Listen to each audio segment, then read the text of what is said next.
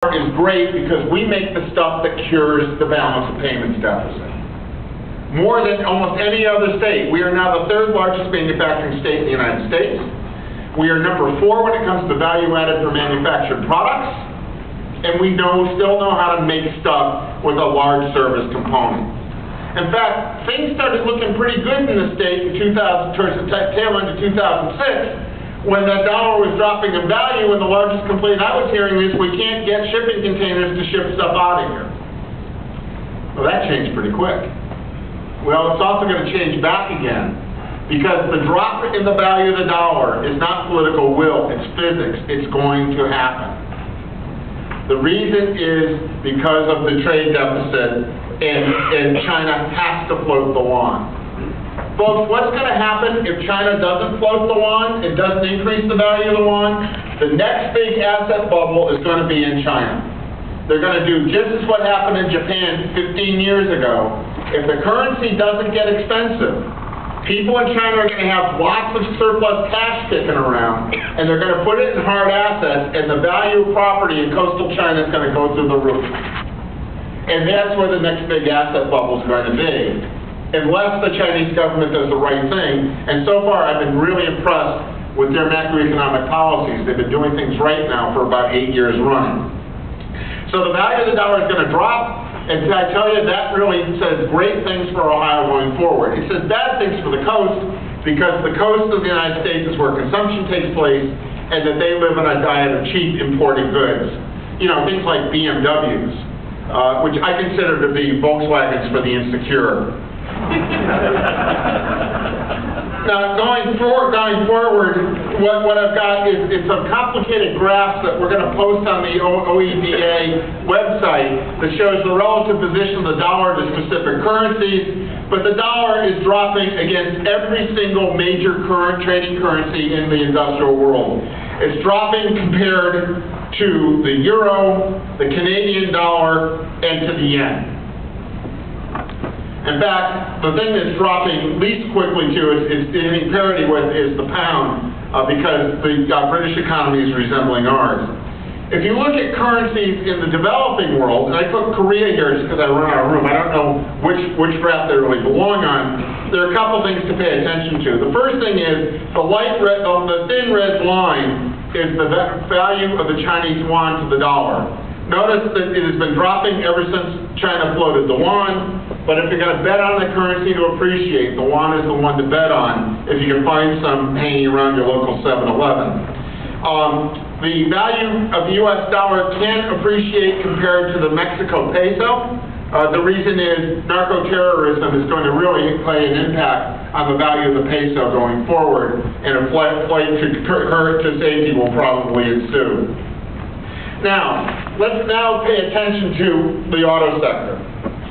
One reason for presenting this data on the auto sector is I'm doing a lot of work on it right now, so you're going to get what I got. That's the snotty answer. But the other reason to think about it is automotives are still hugely important to the state. We are the second largest passenger car producing state in the United States. We may end up being the largest, depending on what happens to Michigan fairly soon. And the other thing that's happening within the auto industry is that there are now two domestic industries. There's an old domestic industry of Ford, GM, and Chrysler. There's a new domestic industry of Honda, Toyota, and Nissan. Both of them have a mixture of imported and domestic content in their vehicles. Ford, hopefully, will transition from the old industry to the new industry. And when I look at the merger of Fiat and Chrysler, I just think of two drunks on a Saturday night leaning against each other and saying, hey, if we stand this way, we're really standing up straight. We'll see how that thing works out. It's incredible. Chrysler as a company lost almost all their product designers through buyouts the past 2 years. So what we're dealing with is a company that was set to close its doors, and now we're really starting to wonder where its products are going to come from for the next 2 years. But that's okay. That's a different harangue. If we look at what's going on with cars and light truck sales, this is the graph of car and light truck sales going back to 1997. You notice we had a couple spikes where we were at above 20 million units a year sold. What you were seeing was people stripping equity out of their houses and putting it into their RV, their truck, and the family's third car. Those days are over with. There isn't that much equity floating around in people's houses anymore. And then starting in January, actually June of 05, accelerating January 06, the market started a steady decline. And then in August 07, pardon me, it just walked off the cliff. We've got enough capacity in North America to assemble somewhere between 18 and 20 cars and light trucks a year. That's Mexico, the United States, and Canada. What we've had throughout this entire mess has been sales rates at an annualized level of about 9 million units a year. Cash to clunkers kicked it up to about 10, good thing. But now there's real concern of, did that really create new auto buyers, or did it just roll buyers forward? And we're hearing idiots starting to say, maybe we should just get out of the auto business altogether. We're hearing in Ohio, Michigan's running against the industry pell-mell. Well, let's take a breath and see what's going on here. North America, in 2008, assembled almost 13 million units. In 2009, it's going to be somewhere around 8.5 million units. If you look at what's happened from 2000, is North American capacity dropped by 26%, Canadian capacity dropped by 32%, Mexico saw its capacity increase by 41%, and the U.S. saw capacity drop by 33%.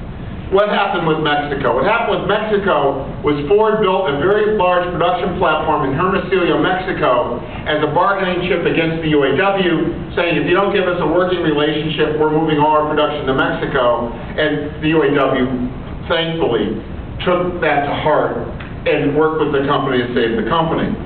But a car is a complicated product. It's a product that puts discipline in the production system.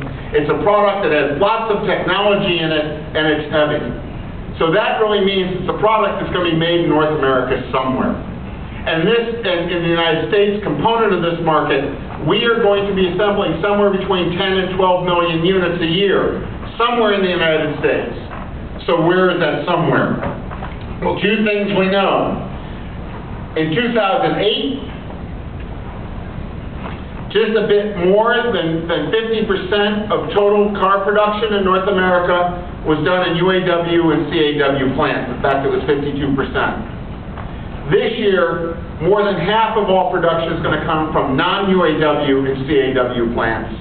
And going into the future, the majority is going to remain in non-UAW and CAW plants. It's either going to be done in non-union plants in Canada and the United States, or plants with Mexican unions in Mexico. So that really means that there are 4 competitive nodes or clusters of auto production in North America. The traditional node, the one we know of, is all along the shores of Lake Erie. That is where the largest declines in capacity is going to come from, and frankly, that's where most analysts believe between 20 and 30% of the supply chain is going to bankrupt. These are really fun words to use. But you can't survive if your customers aren't paying the bills, and you can't survive if your customers aren't selling product, and you can't survive if your customers are trying to sell from an empty barrel.